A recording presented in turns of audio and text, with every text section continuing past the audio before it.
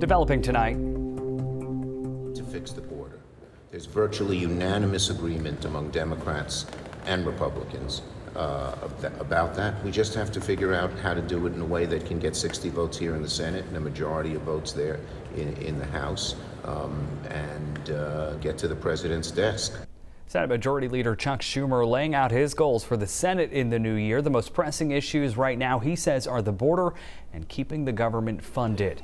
Some lawmakers are starting the new year with a visit to the U.S. southern border. It's the latest move to pressure President Joe Biden on GOP demands to make policy changes to immigration, while the president is asking for help for more aid on the war fronts. All of it boiling down to funding. NBC's Bree Jackson has the details.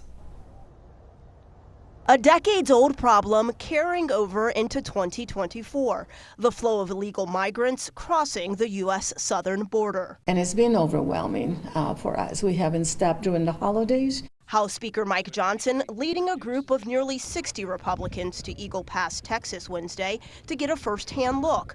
Conservatives demanding change.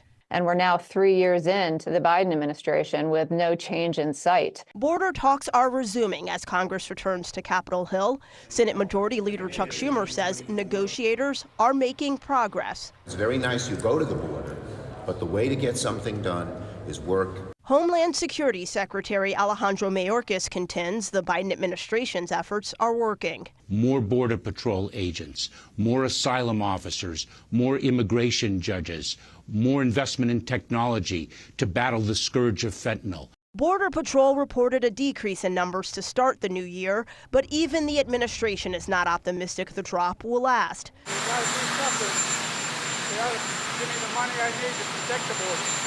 Republicans say they won't give President Biden what he wants, more aid to help Israel's war against Hamas and Ukraine's fight against Russian aggression, without major policy changes. It's important that members in the House and Senate not fall for the White House's border security trap and only will agree to true border security measures that stops this flow.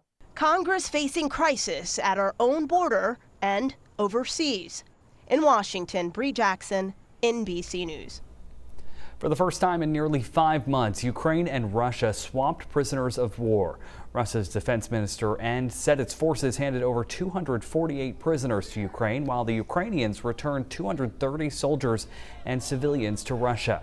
It's the first major swap of war prisoners since August, and Moscow said it is the largest documented so far. According to Russia, the United Arab Emirates helped mediate the talks leading up to the exchange. The war between Ukraine and Russia has stretched into a 22nd month, and while there were frequent prisoner exchanges in the early stages of the conflict, the number dropped since the start of 2023.